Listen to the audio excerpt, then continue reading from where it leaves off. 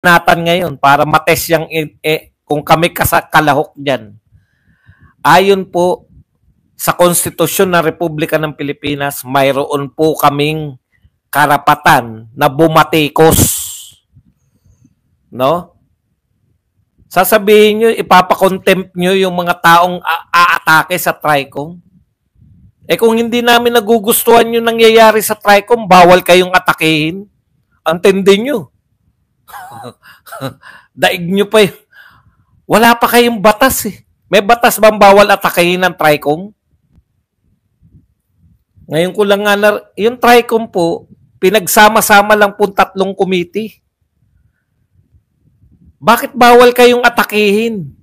Yung Pangulo na nga ng Pilipinas, pwede pong batikusin.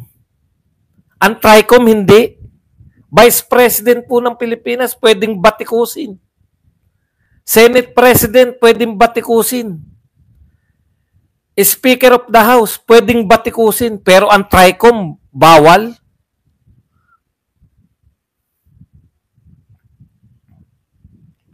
Ang sinasabi niya po, after ng hearing, after ng hearing, bawal pa rin silang batikusin. Puta, superpower na kayo. Daig nyo pa yung presidente ng Pilipinas. Ayon sa konstitusyon, pwede kang bumatikos eh. Isa sa karapatan po ng mamamayang Pilipinong bumatikos. Grabe. Just to remind you, mas makapangyarihan pa yung Section 11 nyo kaysa sa konstitusyon ng Pilipinas? Hindi. Nasa Section 11 of our internal rules. Yung kanilang internal rules lang ang kasalukuyang Vice President. Sabi nga, kung kaya pong gawin yan sa dating presidente at sa tatay ng Vice President ngayon, pwede na pong gawin sa lahat yan.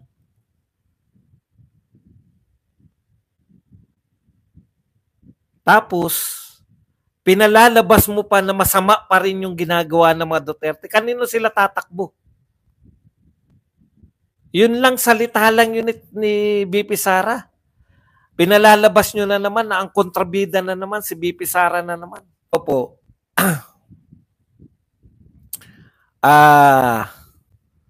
Bakit sino ba yung palsis na yan? Wala po akong pakialam dyan. Doon lang po ako sa may GMA. Narinig ko kanina eh.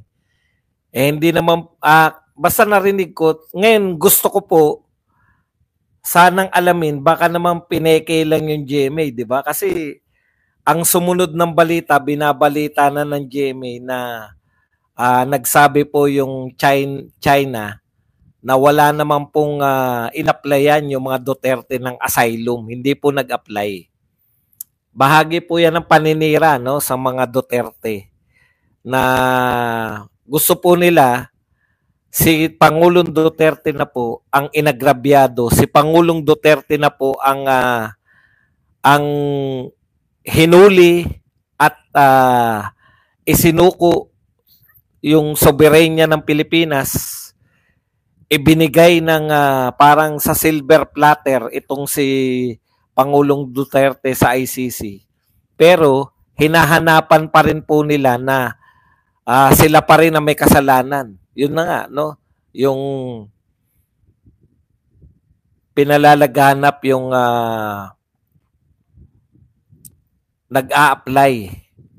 nag-a-apply si Pangulong Duterte ng asylum sa China. Nakakatawa po kayo. Kayo na ayaw umalis ni Tatay Digong. Narito po siya sa Pilipinas. Nung hinuli ninyo, wala po siya sa China. No? Effective po yan yung ganyang mga pananaw ninyo kung nahuli nyo si Tatay Digong sa China. No, logic lang po eh. Sasabihin ninyo na nag-a-apply ng asylum samantalang hinuli ninyo nasa Pilipinas. Ang daming yung kwento kay Tatay Digong nung nagpunta siya sa Hong Kong. Naroon ako sa Hong Kong eh. Alam po ng mga OFW yun, nag-organize po yung mga taga Hong Kong. Magpapasalamat po kay Tatay Digong yung mga taga Hong Kong. Yung lahat ng OFW, pasalamat po yun salamat Tatay Digong mula sa mga OFW. Ang dami po, di ba? Nakesyo tumataka sa ICC, nakesyo, alam nyo, ngayon nare-realize ko no nung sinabi wala namang pong hindi naman po nila sinasabihang fake news si Harry Roque. Ilang araw na sinabi ni Harry Roque yan na yung diffusion tayo lang yung humingi. Sa atin lang po nagmula yung diffusion, no? Kaya po ngayon, kinoconnect the dots ko po. Yung nagpalagana po sila ng chismis na kaya pupunta ng Hong Kong para tumakas sa ICC warrant of arrest na sinasabi po natin na fake news noon, totoo pong fake news dahil kailan lang ba nagkaroon ng warrant of arrest si Tatay Digong, di ba? Nung pabalik na siya rito. At bakit hulihin? Dahil doon sa diffusion notice, sino nagbigay ng diffusion notice? Hindi pa po nila pinabubulaanan na yung notice na yun ay binigay ng Pilipinas sa mundo kunwari kung sino po ang makakatulong sa Pilipinas na humuli. Nakita po ninyo? Pilipinas po ang nanghingi ng diffusion notice. Pilipinas din po ang nanghuli para kunwari galing yung notice kaya huhulihin si Pangulong Duterte, galing yung notice sa Interpol, pero sa totoo lang, ang nagre-request pala sa Interpol ay Pilipinas din. Tindi, no? Matindi talaga yung mga kalaban natin, no? Matindi rin yung... Okay. Iniisip ko ngayon talagang gusto nilang pasamain yung mga Duterte. Kayo na nang huli, kayo na yung illegal na ng kidnap. Ha? Hindi po akin to, ha. Ayon po to sa mga matatalinong abogado, si Mejaldea at saka to si Vice President Sara Duterte. Sila po yung paulit-ulit na nagsasabi na kinidnap ninyo si Tatay Digong at dinala sa ICC. Okay. Kinakailangan po nating ngayon may bago na naman silang kwento. Ang masama na naman yung mga Duterte kasi kaya ganyan daw ang attitude ng mga Duterte, nag-a-apply na ng asylum. Wala pong katotohanan. Sana yung network na nagpakalat niyan humingi naman kayo ng tawad sa mga Duterte. Pucha, nakakulong na. Alam nyo, pasasamain pa nila. Hindi po ba masama sa mga Duterte na matapos yung pagbintangan na pro-China, tapos palalabasin nyo pa ngayon na nanghingi ng asylum? Pag media po nagbabalita, wala po silang pakialam kay mali o tama ang kanilang balita. Wala pong parusa. May papatawag ba? Ipapatawag ba yung media na nagpalaganap? Hindi ko po sasabing GMA at hindi ako sigurado. Kasi narinig ko lang, nabasa ko lang. Di ba? Narinig ko lang po sa X. Tapos hindi ko na makita yung video.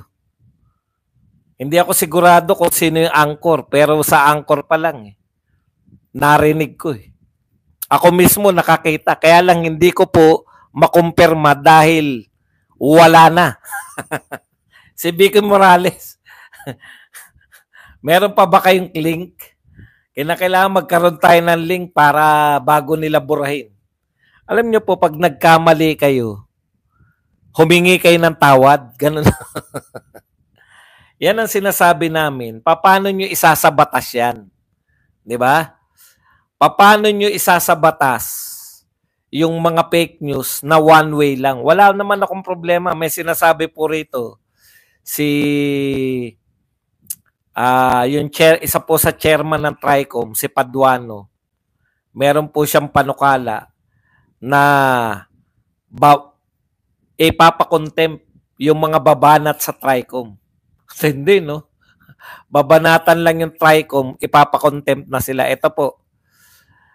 House Committee on Public Accounts Chairperson and Abang Lingkod Party List Representative Joseph Stephen Paduano, bloggers and social media influencers who skip Friday's hearing on fake news not to test the patience. Ay, hindi pala. Iba pa pala yan. Don't force us to cite you in contempt. Iba pa pala to.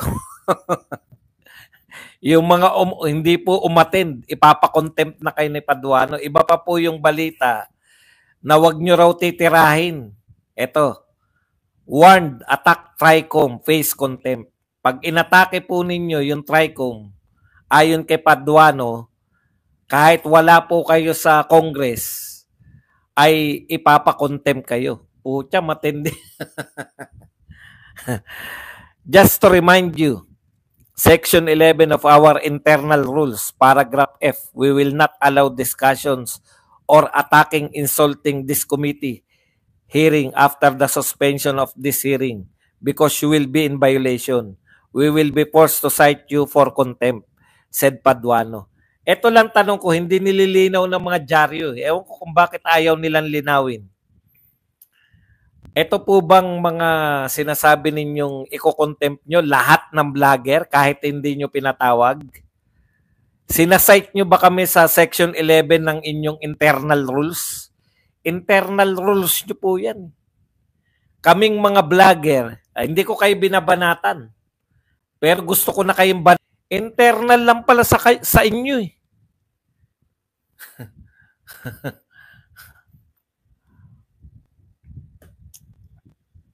Okay, balik na tayo rito sa ating topic. Medyo nadala lang tayo dyan. Ikalawa, ay ito po, punta na po natin to. Alam nyo, itong si Chis Escudero, sabi ni Chis Escudero, ito po. Ang headline dito po sa Inquirer.net. Hindi yan. Dito po sa Philippine Star. Ibang balita pala yun sa Inquirer. Sa Philippine Star tayo. Chis hits Duterte clan's attempt to involve AFP in issues. Binanatan po ni Chis Escudero yung buong Duterte clan, no? Si BP Sara kasi tinatanong sa kanya, binanatan niya na rin yung lahat na ng Duterte. Bakit daw itong mga Duterte pilit na idinadamay sa mga issues ang mga AFP? Madalas niya raw naririnig na inaaya yung AFP. Alam mo, Chis Escudero, no? Kung ikaw matinukan tao, matinukan Senate leader, ang ipinagpapalagay mo kasi na business as usual yung nangyari kay Pangulong Duterte.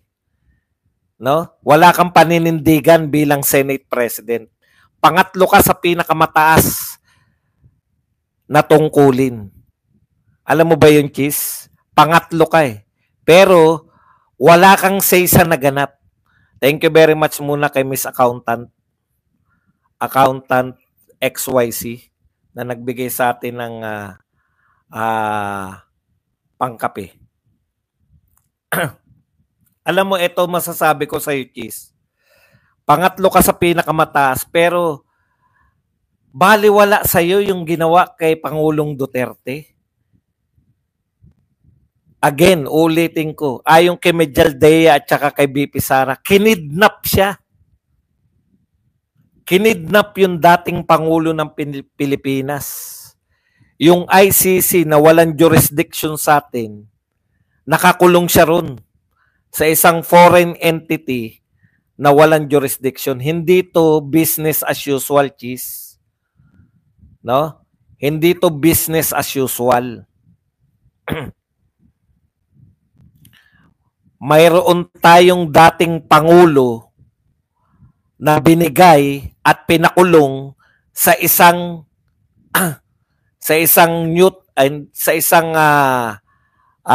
walang jurisdiction sa atin. Kasi yung salita mo parang bakit nyo ba dinadama yung AFP? Alam nyo, wala nang kakampi yung mga Duterte. Bakit AFP? Sasagutin kita. Ang AFP, ang pangunahing tungkulin ng AFP tagapagtanggol ng ating teritoryo, tagapagtanggol ng ating soberenya, tagapagtanggol ng mamamayang Pilipino laban sa dayuhan, tagapagtanggol ng konstitusyon. No? Konstitusyon. Hindi po yung sinasabi niya chain of command daw ang AFP. Correct. Sumusunod sa chain of command ang mga sundalo. Pero extraordinary to eh.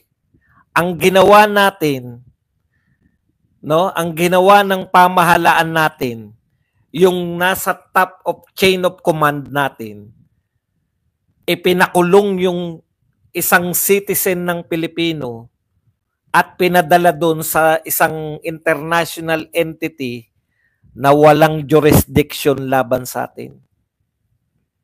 Wala pa pong nangyayaring ganyan. Na pinahuli mo yung sarili mo, pinahuli mo yung sarili mong mamamayan para dalhin doon. Huwag mong palabasin, Chis Escudero, na ito ay business as usual. No? Bakit hindi mo pinupuna yung paghuli? Ang pinangangatwiranan niya, nag-assist daw yung AFP dahil law enforcement. Law enforcement? Law enforcement nino? Kung yan po, law enforcement dito lang po sa Pilipinas, sinabi po ng korte natin, sino nag-utos? Sinong korte? Senate President ka. Sino yung nag-utos sa ating law enforcement agency? May nakalagay ba sa konstitusyon natin na ang pagpapatupad ng warrant of arrest ay magmumula sa mga international body na hindi natin kinikilala? Sa kanila ay naaayon sa konstitusyon? Niwala ngang order yung kahit yung ICC. No? Ipapaunawa ko sa iyo, Chis Escudero, kahit yung ICC, sa rules nila, kinakailangan dumaan sa local court. Humihingi ba ng tulong yung mga Duterte sa AFP? Sa paningin mo?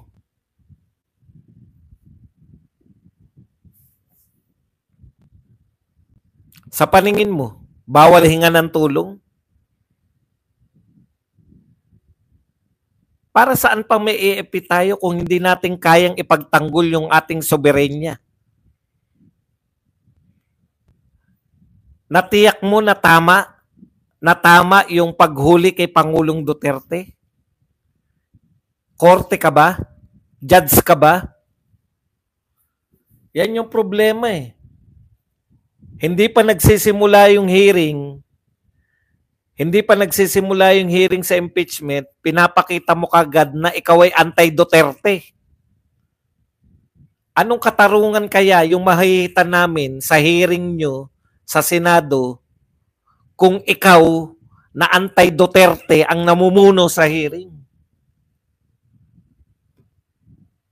Wala pa pong nangyayari. Sa ibang bansa siguro, hindi po mangyayari na ibibigay nila sa hindi nila kinikilala, walang jurisdiction, yung kanilang mamamayan. Sa atin po, hindi lang simpleng mamamayan. Dating presidente at anak. At siya ay ama. Siya na naman yung nagpahayag. Out of frustration, anong ginawa ninyo AFP? Bakit hindi nyo ipagtanggol yung isang mamamayan ng Pilipino? Yun yung punto ni BP Sara. Dahil kayo yung tagapagtanggol ng Pilipinas. Abstract po yung mga. Kaya kayo nagtatanggol ng teritoryo dahil sa mga Pilipino. Ibig nyo sabihin, halimbawa dyan sa West Philippine Sea, okay lang, pinagtatanggol natin yung mga dagat natin, pero pag may kinuha ba ang China, na Pilipino, dadali nila sa China. Hindi pa rin tayo papalag kasi dagat lang yung pinagtatanggol natin. Teritoryo lang ang pinagtatanggol natin. Logic lang. AFP po, kinuhanan tayo ng isang Coast Guard. Kinuha ng mga incheck halimbawa. Okay lang sa atin kasi dagat naman yung pinagtatanggol natin, hindi tao. Hindi tayo papalag, hindi papalag yung AFP. Papalag yung AFP kahit pinakamababang posisyon ng sundalo yung kinuha ng mga Chinese kung sakali. Sa atin, hindi. Ayaw mong pumalag yung AFP, kinuha na yung presidente natin dati. Kung sa dagat naganap yan sa West Philippine Sea, kinuhanan tayo ng isang sundalo. Ano ba pinakamababang sundalo sa AFP? Private. Kinuhanan tayo ng private ng China. Hindi tayo papalag. Papalag tayo. Pero, hindi papalag ang AFP. Papalag ang AFP. Kasi nakuhanan sila ng isang private. Pinapakita ko lang sa iyo. Mas mataas ba yung corporal sa private? Pinapakita ko lang sa iyo, Cheese, kung bakit humihingi ng tulong sa AFP si BP Sara. Dahil trabaho po ng AFP yan. Hindi siya papayag na ipakuha, kunin yung isang sundalo. Isang sundalo yun, ha? Eto po, hindi naman simpleng sundalo to si Tatay Digo. Dating presidente to, kinuha.